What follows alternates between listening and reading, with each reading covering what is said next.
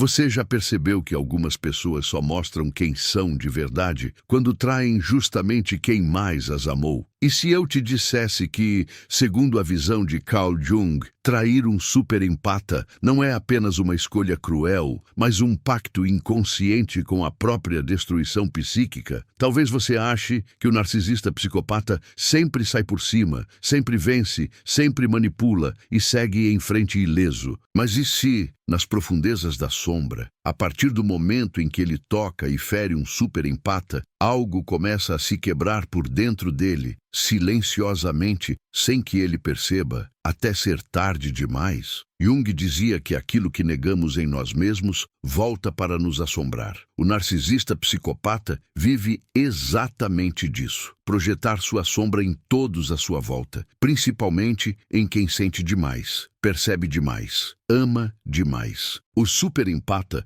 vira o espelho vivo daquilo que ele nunca suportou encarar em si próprio. Agora, imagine o que acontece quando esse espelho é traído, descartado, humilhado. Será que o narcisista realmente vence quando destrói alguém assim? Ou será que, a partir desse ato, ele planta em si mesmo a semente de uma ruína lenta, invisível, mas inevitável? Enquanto você escuta, talvez uma parte sua se lembre de alguém que fez exatamente isso com você, e outra parte ainda não queira enxergar o que isso realmente significou. A visão comum diz que o superempata é fraco, que sente demais, que se machuca demais, que perde ao ser enganado. Mas na psicologia profunda, as coisas raramente são o que parecem. E se essa sensibilidade extrema for justamente a chave que ativa forças psíquicas que o narcisista não consegue controlar? E se a traição não for o fim da história, mas o gatilho secreto de um processo que o narcisista nunca previu, nunca calculou, nunca imaginou que precisaria enfrentar? A pergunta real talvez não seja por que o narcisista trai, mas o que desperta dentro dele quando ele ousa trair alguém que encarna exatamente aquilo que ele mais teme na própria alma. Você já notou como, depois de destruir alguém que o amava profundamente, certas pessoas começam a ser perseguidas pelos mesmos padrões, pelos mesmos acidentes, pelos mesmos dramas, como se a vida insistisse em repetir uma lição não aprendida? Na linguagem de Jung, isso não é acaso, é a sombra exigindo ser reconhecida. O superempata traído pode parecer quebrado por fora, mas por dentro algo desperta, se reorganiza, renasce. Já o narcisista, ao contrário, segue acreditando que está no controle, enquanto sua própria estrutura interna começa a rachar em lugares que ele não consegue ver. O que acontece quando essas rachaduras finalmente chegam à superfície é algo que muitas pessoas sentem na pele,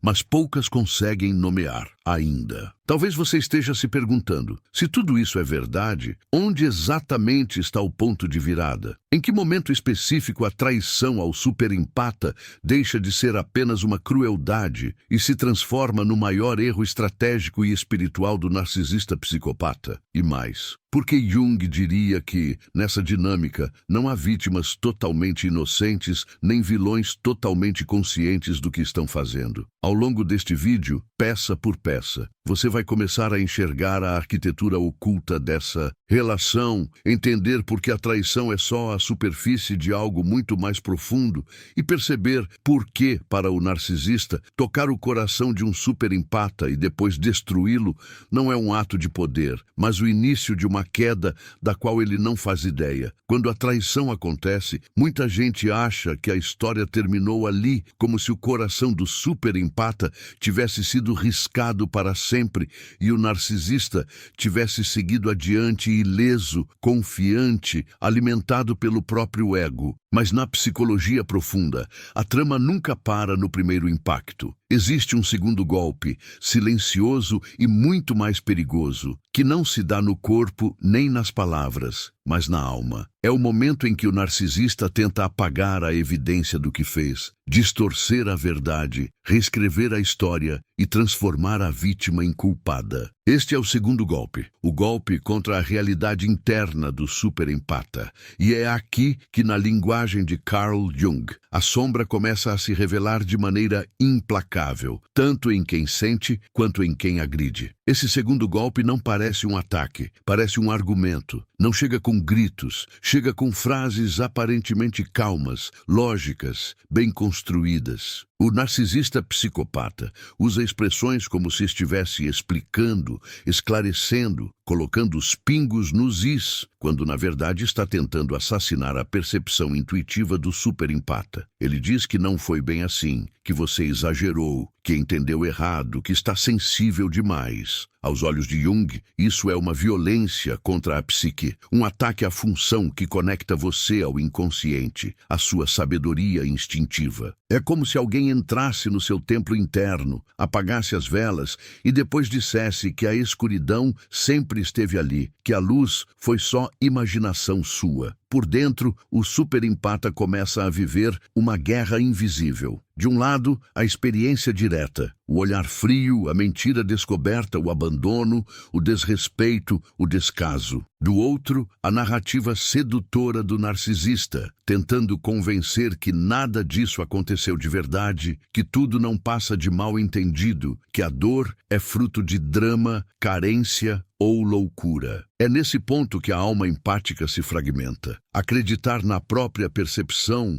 ou acreditar na pessoa que ama, acreditar na voz que grita por dentro dizendo tem algo profundamente errado aqui, ou ceder à chantagem emocional que ameaça retirar amor, presença, afeto. Se você insistir em ver o que está vendo, o segundo golpe age como uma espécie de feitiço psíquico. Aos poucos, o superempata vai se perguntando se realmente é exagerado, se talvez esteja exigindo demais, se não seria melhor engolir o que sente para manter a conexão. Surge uma culpa que não nasceu nele, mas é colocada como uma máscara sobre sua própria face. A mente começa a construir justificativas para o agressor e acusações contra si mesmo. Jung diria que, nesse momento, o inconsciente começa a gritar em sonhos, em sintomas físicos, em sensações estranhas de vazio ou aperto no peito, justamente porque a verdade interna está sendo silenciada em favor de uma mentira confortável que preserva o vínculo com quem agride. Existe um silêncio específico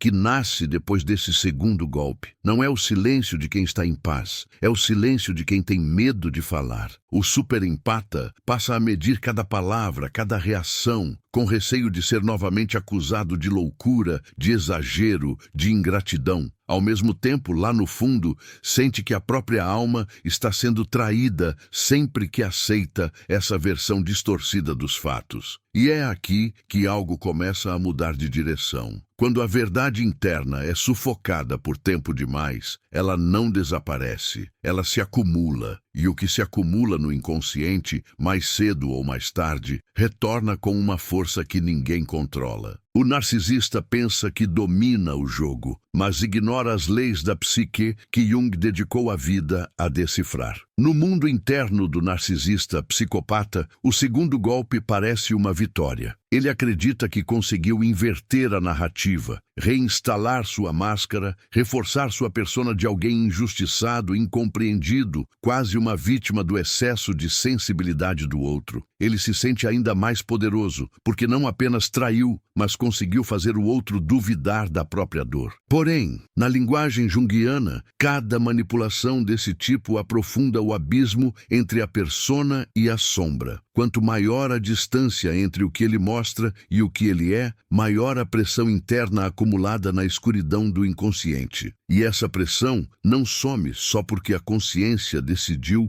ignorá-la. A sombra do narcisista começa então a se manifestar de formas que ele não liga aos seus próprios atos. Crises de raiva, aparentemente sem motivo, sensação de vazio, tédio profundo, necessidade constante de novas fontes de admiração, medo irracional de ser desmascarado, sonhos perturbadores com perseguições, quedas, perdas de controle. Ele não percebe, mas está sendo lentamente confrontado pela mesma energia que tentou esmagar no superempata. Jung diria que aquilo que fazemos ao outro, em nível psíquico, fazemos também a nós mesmos. O segundo golpe nunca atinge apenas um lado. Ele é um corte de mão dupla. Enquanto tenta matar a verdade do superempata, o narcisista está cortando a própria ligação com a realidade da sua alma. Enquanto isso, no campo interno do superempata, algo começa a se reorganizar. A dor continua, a confusão continua, o medo de estar errado continua, mas em algum ponto, a distância entre o que ele sente e o que o narcisista diz se torna grande demais para ser ignorada. Surgem pequenas rebeliões internas,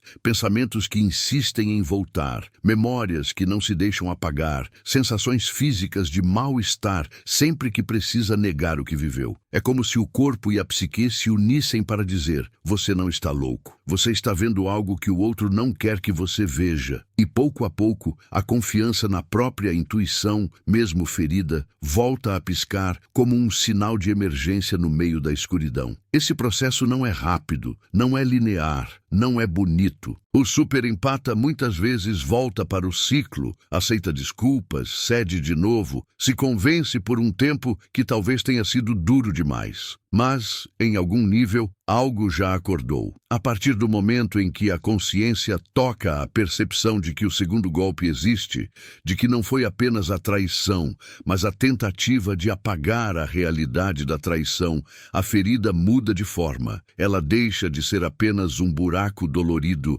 e passa a ser também um portal. Um portal para perguntas que antes não eram feitas. Porque eu precisei acreditar mais no outro do que em mim? Porque eu aceitei ser acusado de algo que não cometi? O que dentro de mim permitiu que esse segundo golpe fosse tão fundo? E é justamente aqui que o segundo golpe começa a deixar de ser apenas destruição e passa a se tornar, sem que o narcisista perceba, um gatilho de transformação. Porque no instante em que o superempata começa a escolher a própria verdade, ainda que tremendo, ainda que inseguro, o feitiço da narrativa distorcida começa a quebrar. A culpa devolve devagar o lugar à indignação saudável, à percepção de injustiça, ao impulso de autopreservação. E é quando o superempata recusa, mesmo que internamente, ser palco para as projeções do outro, que a energia que vinha sendo absorvida começa a retornar ao remetente. Jung chamaria isso de retração da projeção, um passo essencial para a individuação. O segundo golpe, então, revela sua verdadeira natureza. Ele nunca foi apenas um ataque, foi um teste para ver até onde o superempata iria contra si mesmo em nome de um amor que não era amor, mas necessidade de controle, e um teste que, mais cedo ou mais tarde, retorna como sentença para o narcisista, porque nenhuma psique suporta para sempre viver divorciada da verdade. A questão que permanece em aberto é: o que acontece quando o superempata finalmente deixa de participar desse teatro, retira sua energia da cena e permite que o narcisista fique sozinho com a própria sombra que sempre tentou colocar em todo mundo, menos em si mesmo? Talvez seja justamente nesse ponto que um terceiro desdobramento comece a se formar, silencioso, inevitável, à espera do momento certo para se revelar. Porque quando o segundo golpe falha em matar a verdade interna do superempata, algo precisa se reorganizar em toda a dinâmica. E é aí que a história deixa de ser apenas sobre dor e se aproxima perigosamente de algo que poucas pessoas estão preparadas para encarar: as consequências profundas de brincar com a psique de quem veio ao mundo para sentir o que ninguém mais aguenta sentir. Em algum momento, depois do impacto inicial e do segundo golpe contra a sua realidade interna, o superempata começa a perceber pequenas fissuras na narrativa que tentaram enfiar em sua mente. São detalhes que não fecham, frases que se contradizem, lembranças que insistem em voltar com nitidez quase dolorosa. É como se o inconsciente, que Jung comparava a um grande lago subterrâneo, começasse a empurrar à superfície pedaços de verdade que foram jogados lá para o fundo. Você conhece essa sensação. Por fora, você tenta seguir o roteiro que o outro criou, mas por dentro uma voz sussurra que tem algo profundamente errado, que você está se traindo ao aceitar essa versão dos fatos. Quando essa voz interna começa a ficar mais clara, nasce um conflito ainda mais intenso, porque acreditar em si mesmo significa, inevitavelmente, admitir que quem você ama ou amou é capaz de algo que você nunca quis enxergar. E essa é uma das dores mais difíceis para o superempata.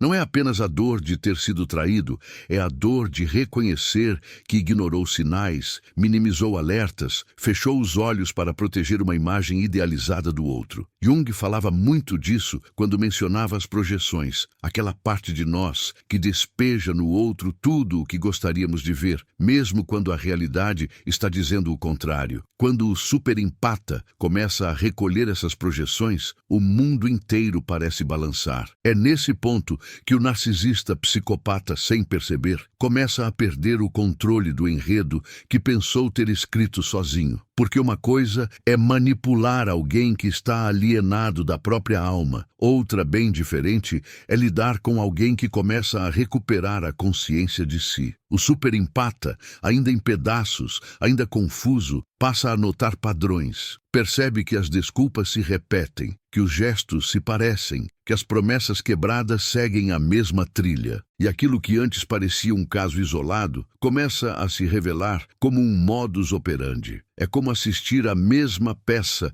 com atores diferentes, até que se torna impossível negar que o problema nunca esteve em você, mas na estrutura de quem manipula. Dentro da cosmovisão de Jung, esse momento é crítico, porque marca o início de uma transformação que o narcisista não calcula. Ao tentar controlar o superempata com culpa, gaslighting e inversão de papéis, ele provoca algo que não entende, o despertar da consciência. A psique empática, ao invés de se destruir por completo, começa a se reorganizar em torno de uma nova percepção, a de que sua dor tem um significado, de que sua sensibilidade não é defeito, mas um tipo de radar espiritual que vinha tentando avisar há muito tempo. Essa reconfiguração é lenta, quase imperceptível, mas irreversível. E é justamente ela que transforma a traição no maior erro estratégico que o narcisista poderia cometer. Porque trair um superempata não é como trair qualquer pessoa. O superempata não sente apenas o que acontece com ele. Ele absorve, decodifica e registra o campo inteiro. Ele percebe nuances de olhar, alterações de tom de voz, microexpressões, incoerências energéticas. Mesmo quando ainda não sabe colocar em palavras, ele intui. E uma vez que essa intuição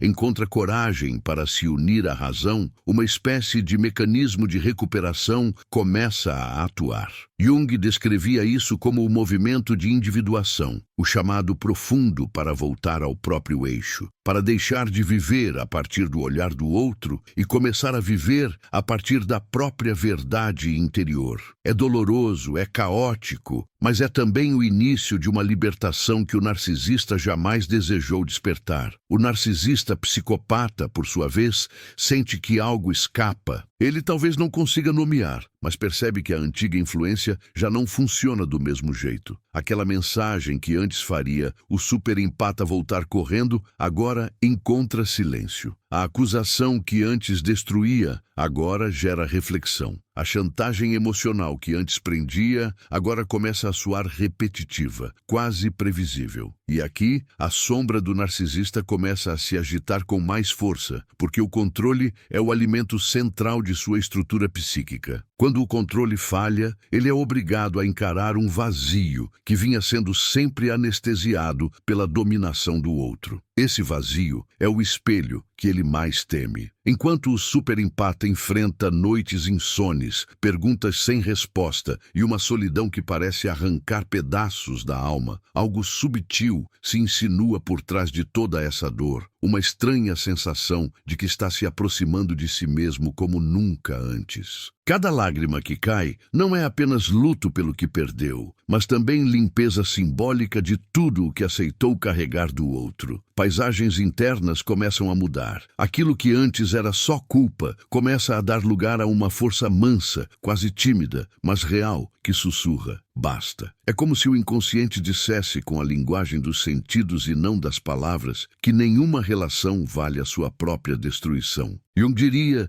que o superempata, nesse estágio, está atravessando um encontro perigoso com a própria sombra também. Isso porque não existe despertar sem confronto com as próprias ilusões. Reconhecer que foi enganado dói, mas reconhecer que colaborou com a própria cegueira dói ainda mais. E, no entanto, é esse reconhecimento que devolve ao superempata o poder que havia sido entregue ao narcisista. Quando ele percebe que, em algum nível, escolheu acreditar no teatro para não perder o personagem que amava, abre-se a possibilidade de escolher diferente. E escolhas conscientes são algo com que o narcisista psicopata não sabe lidar, porque todo o seu jogo depende de reações automáticas, culpas instaladas e medos antigos. À medida que essa consciência cresce, mesmo que ainda envolta em cicatrizes, o campo de energia entre superempata e narcisista começa a mudar. Aqueles laços invisíveis de dependência emocional, que pareciam correntes inquebráveis, começam a se desgastar. O que antes prendia, agora começa a cansar. O que antes parecia indispensável, começa a revelar o quanto sempre foi tóxico. E é aí que, de forma quase imperceptível, o eixo de poder começa a se deslocar. Não porque o superempata esteja vencendo o narcisista em algum jogo externo, mas porque internamente ele deixa de ser cenário para a projeção do outro e começa a ser território da própria alma. O narcisista pode até tentar um terceiro movimento, uma nova rodada de sedução, arrependimento teatral ou agressividade disfarçada de sinceridade. Pode voltar com discursos sobre mudança, sobre como agora é diferente, sobre como aprendeu a lição. Mas o superempata que já cruzou a linha invisível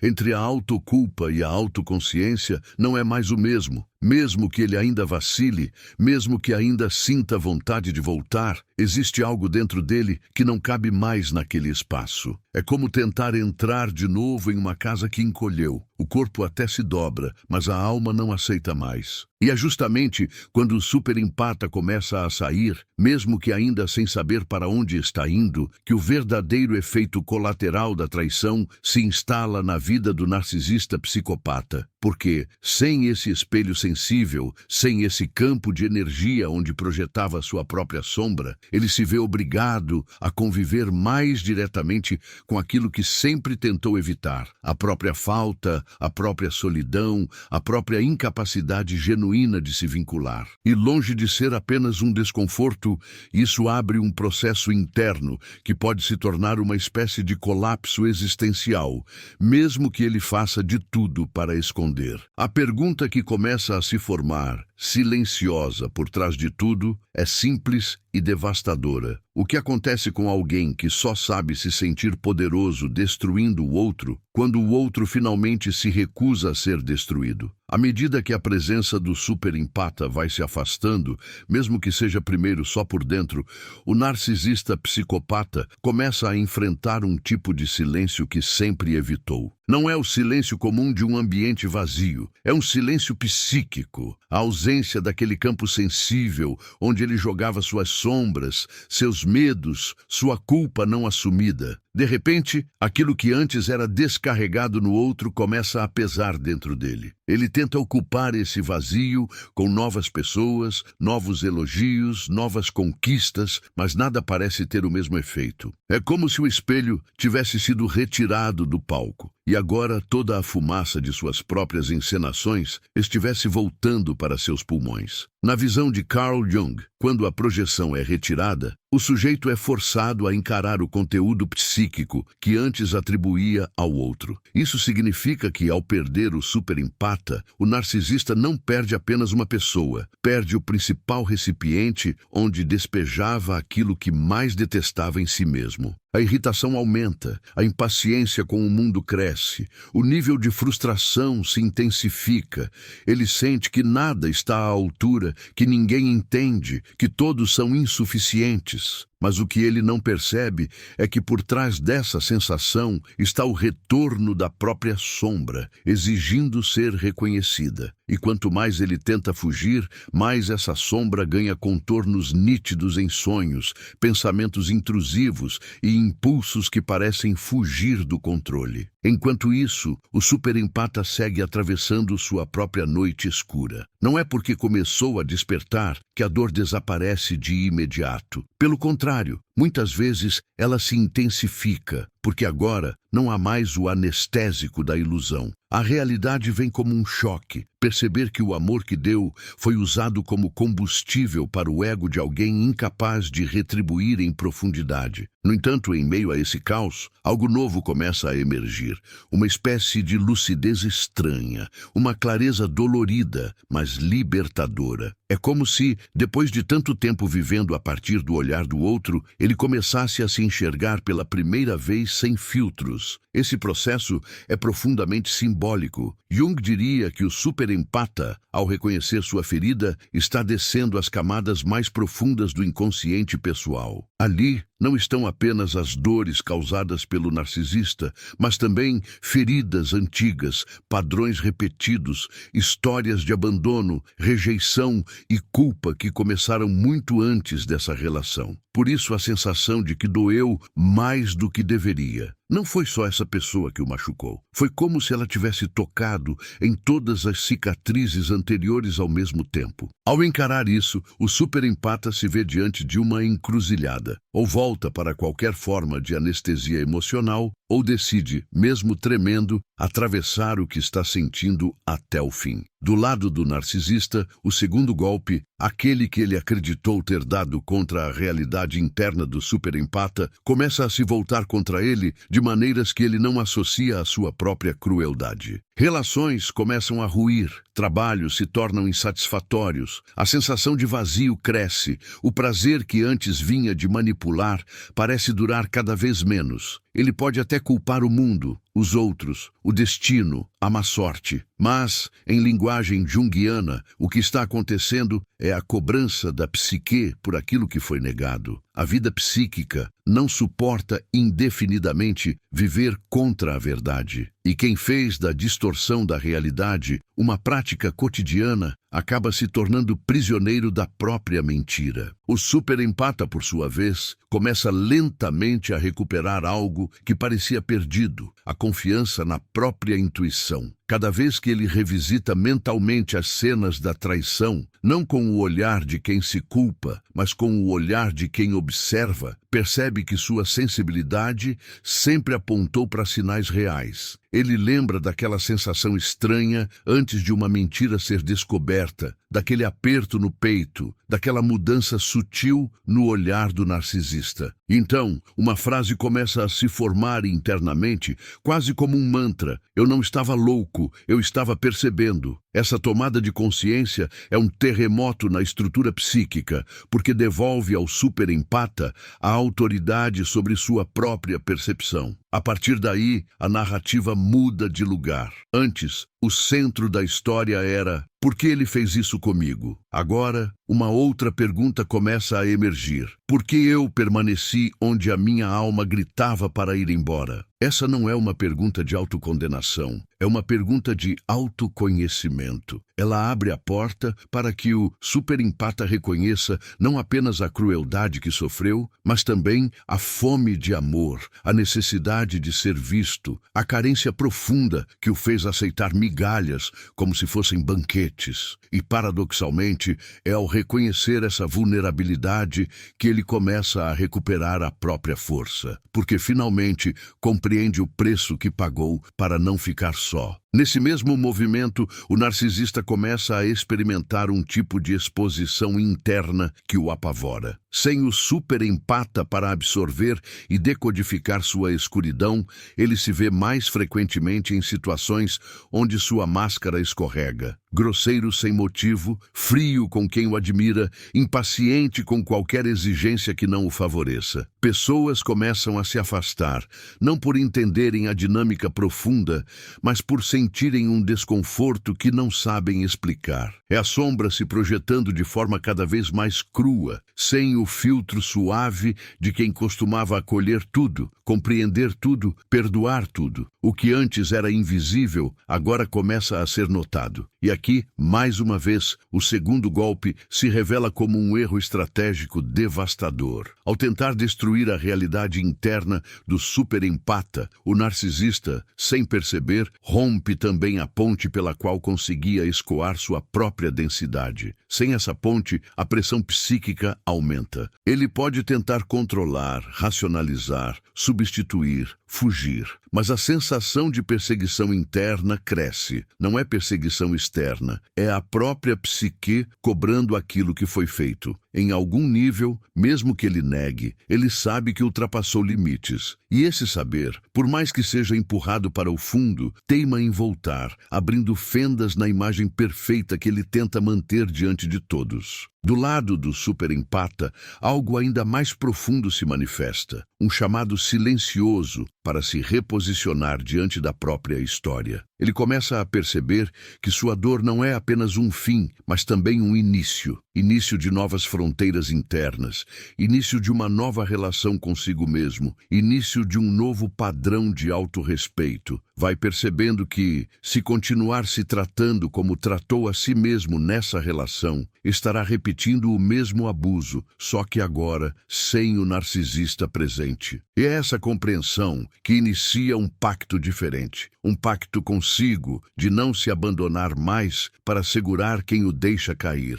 Nesse ponto, a dinâmica invisível muda de eixo de forma quase irreversível. O narcisista pode até tentar repetir o segundo golpe, desta vez à distância, com mensagens ambíguas, tentativas de contato, provocações nas redes, insinuações de que você entendeu tudo errado, mas a psique do superempata, agora mais desperta, já reconhece o padrão. Algo dentro dele enxerga o truque antes da armadilha se fechar. E mesmo que ainda doa, mesmo que a saudade e a falta batam, agora existe uma consciência que se recusa a atrair a própria alma de novo. É como se a ilusão tivesse perdido o brilho que um dia teve. O que o narcisista não percebe é que, ao longo de todo esse processo, ele não está apenas perdendo alguém que o admirava, está perdendo o campo de cura que nunca soube valorizar. Porque, por mais paradoxal que pareça, o superempata, com sua profundidade e capacidade de sentir, era a única pessoa capaz de espelhar,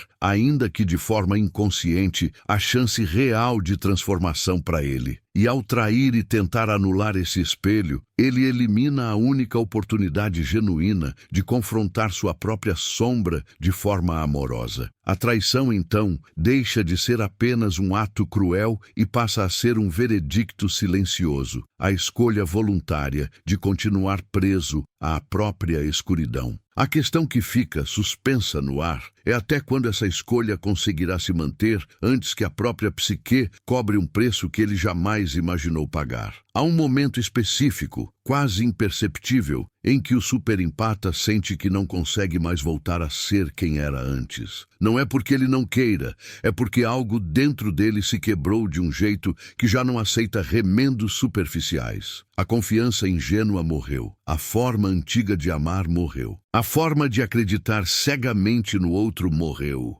E ainda que isso doa como um luto, existe uma verdade profunda ali. Aquela versão de si que aceitava o segundo golpe como se fosse normal, não existe mais. Jung diria que uma parte da persona foi arrancada, e por trás dessa máscara estilhaçada, algo mais autêntico começa a aparecer, ainda tímido, ainda em choque, mas vivo. Esse renascimento interno não vem com fogos de artifício, vem com sintomas estranhos. O superempata passa a sentir um cansaço diferente, uma exaustão que não é só física. O corpo reage. Insônia, aperto no peito, sensação de nó na garganta, como se palavras engolidas por muito tempo estivessem começando a querer sair. Às vezes, surgem sonhos simbólicos. Casas alagadas, prédios desmoronando, estradas que se partem, espelhos quebrados. Na linguagem de Jung, o inconsciente está tentando mostrar que estruturas internas antigas estão ruindo. Não é punição, é reconfiguração. É o sistema inteiro dizendo, assim não dá mais para continuar.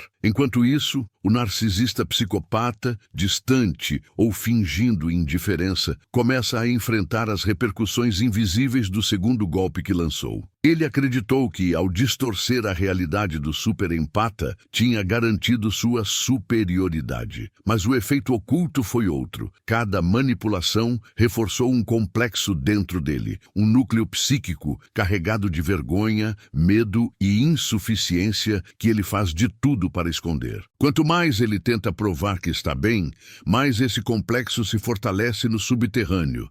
Ele pode até se exibir, postar, ostentar, conquistar novas pessoas, mas no silêncio da própria mente sabe que precisou quebrar alguém profundo demais para se sentir grande. O superempata, por sua vez, começa a se dar conta de que o segundo golpe não atingiu apenas a relação com o narcisista, mas a relação com o próprio senso de realidade. Ele percebe como passou a duvidar de si em outras áreas, como sua intuição foi silenciada até em situações simples, como começou a pedir validação para coisas que antes sabia de forma natural. Essa percepção machuca, mas também esclarece. É como se ele finalmente enxergasse o raio de alcance do dano.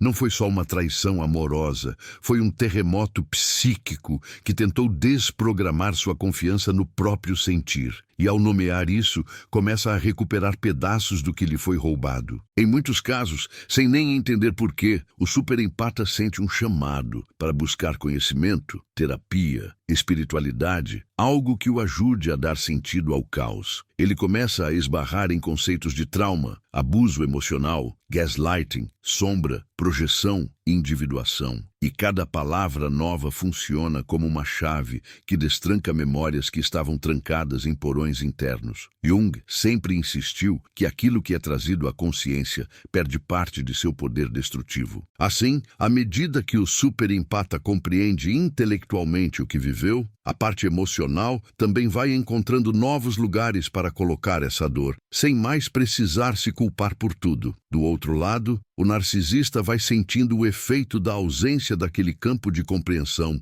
quase infinita que o superempata oferecia. Com outras pessoas, as explosões pesam mais, as incoerências ficam mais visíveis, a falta de empatia incomoda, a rigidez afasta. Sem perceber, ele entra em conflitos mais frequentes, perde admiração, acumula ressentimentos. Quando algo não dá certo, a sombra encontra um jeito de sussurrar. Talvez você não seja tão especial quanto pensa. Ele corre para calar essa voz com mais controle, mais manipulação, mais exibições, mas cada vez precisa de doses maiores para anestesiar uma sensação de fracasso que cresce silenciosamente por dentro. Em algum ponto dessa espiral, o superempata começa a se ver de fora. Ele se pega revendo mentalmente cenas antigas, mas agora com um olhar quase clínico. Lembra de frases específicas, de promessas quebradas, de mudanças súbitas de humor, de momentos em que sentiu o estômago revirar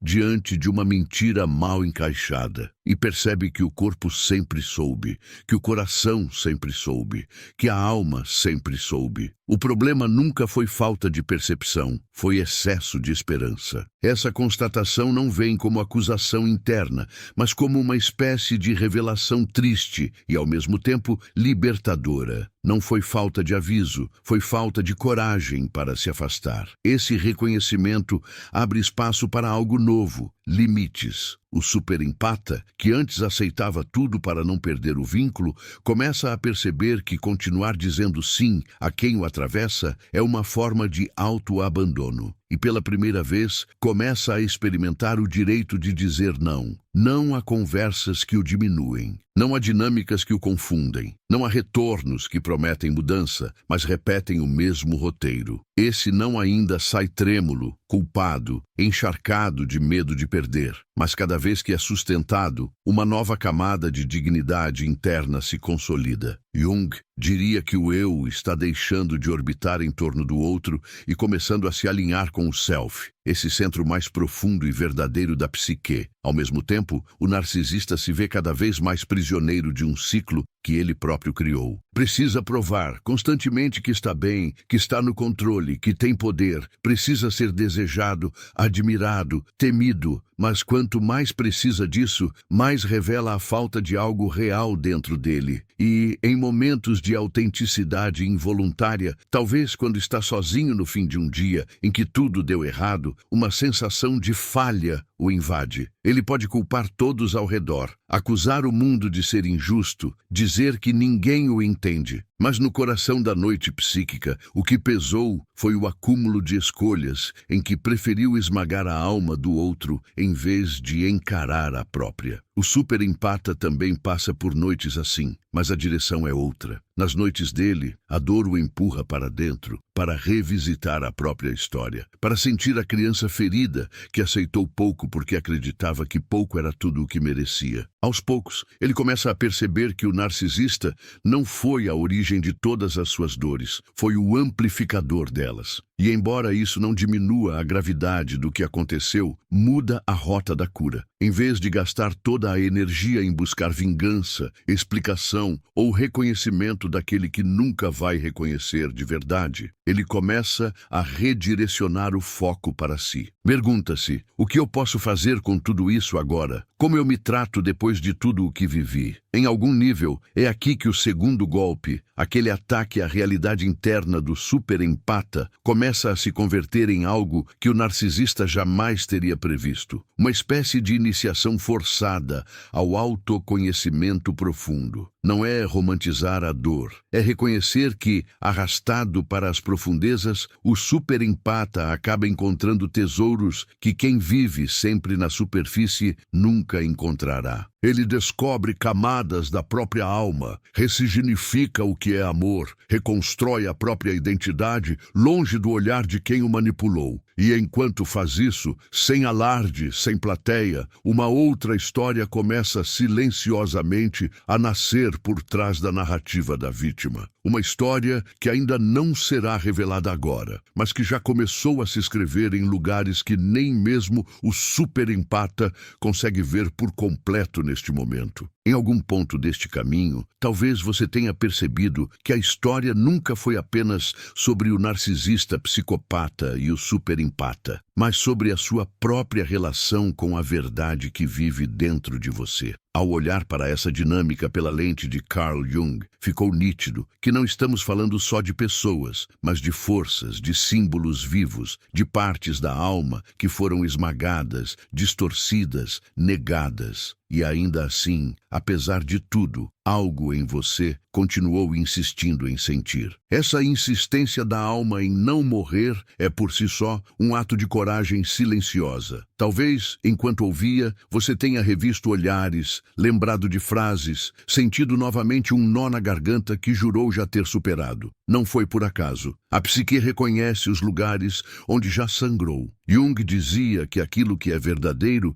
vibra num nível mais profundo do que as palavras conseguem alcançar. E se em algum momento você se pegou em silêncio, encarando o vazio, não foi fraqueza. Foi a sua sombra pedindo para ser vista com mais honestidade do que antes. A verdade é que trair um superempata não destrói apenas um coração, rompe um campo inteiro de sentido. Aquele que se alimenta de controle e manipulação pode até acreditar que venceu no curto prazo, mas, na linguagem da alma, essa vitória é um abismo. Ao tentar esmagar a visão de quem enxerga fundo, ele escolhe viver cada vez mais longe de si mesmo. E viver longe de si é o maior castigo que um ser humano pode sofrer, mesmo que ainda não tenha consciência disso. Já o superempata, marcado, ferido, muitas vezes em ruínas por dentro, carrega justamente o potencial oposto, o de transformar aquilo que o quase destruiu em portal de consciência. Não porque merecia sofrer, mas porque, arrastado às profundezas, foi forçado a encontrar recursos internos que nunca teria acessado na superfície. Onde muitos só enxergam desgraça, Jung enxergaria um chamado, o chamado da alma para abandonar velhos papéis e começar a caminhar em direção a um si mesmo mais inteiro. Se você sentiu que esse vídeo não foi apenas informação, mas uma espécie de espelho, então algo muito importante aconteceu aqui. Não importa se você está no meio do caos, se ainda sente saudade de quem te fez mal, se ainda escuta a voz do segundo golpe ecoando na mente, tentando te convencer de que a culpa é sua. O simples fato de você reconhecer esse movimento já é um deslocamento de poder. Pela primeira vez em muito tempo, talvez, você não está apenas vivendo a cena, está observando a cena. E é nesse lugar de observador que a verdadeira alquimia começa. Porque quando você deixa de ser apenas o personagem e passa a enxergar o enredo, algo se afrouxa por dentro. A história deixa de ser uma condenação e se torna matéria-prima. A dor deixa de ser apenas ferida e passa a ser código. A traição deixa de ser o ponto final e se transforma em vírgula, abrindo espaço para uma nova frase que ainda está sendo escrita, mas que já não depende mais do olhar de quem tentou quebrar você. Talvez nos próximos dias, certas imagens deste vídeo voltem à sua mente sem pedir licença. O espelho retirado do palco, o segundo golpe contra a sua realidade interna, o chamado silencioso da sua sombra, pedindo para ser acolhida e não mais negada. Deixe que essas imagens permaneçam. Deixe que elas incomodem, que provoquem, que convidem. A psique não trabalha com pressa, trabalha com profundidade. E tudo o que toca fundo precisa de tempo para se reorganizar. Há uma frase que poderia resumir o que está sendo gestado dentro de você agora, mas em respeito ao seu processo, ela virá apenas como um sussurro. A partir do momento em que você escolhe acreditar mais na sua alma do que na narrativa de quem te destruiu, nada volta a ser como antes. Esse é o ponto de não retorno, invisível por fora, irreversível por dentro. É aqui que o maior erro do narcisista psicopata começa a se revelar. Ao tentar apagar você, ele acendeu algo que jamais conseguirá apagar. Se de alguma forma este conteúdo tocou feridas que você não nomeava, acolheu dores que você carregava em silêncio ou trouxe palavras para sensações que viviam sem voz dentro de você, honre esse movimento. Continue essa jornada. Permaneça perto de conteúdos que conversam com a sua profundidade, que não tratam sua dor como exagero, que não chamam a sua sensibilidade de fraqueza. Use o que sentiu aqui como um lembrete de que você merece se cercar de tudo o que fortalece a sua verdade, não o discurso de quem tentou destruí-la. E se você sente que não quer fazer esse caminho sozinho, que deseja continuar mergulhando em temas como sombra, relacionamentos tóxicos, cura emocional e o universo profundo que Jung abriu para nós, eu te convido de coração a permanecer por perto. Deixe o seu like se isso ressoou. Conte sua experiência nos comentários. Compartilhe este vídeo com alguém que precise acordar dessa mesma hipnose e se inscreva no canal para seguir caminhando junto nessa travessia. Não como quem apenas assiste a um conteúdo, mas como quem escolhe conscientemente não trair a própria alma nunca mais.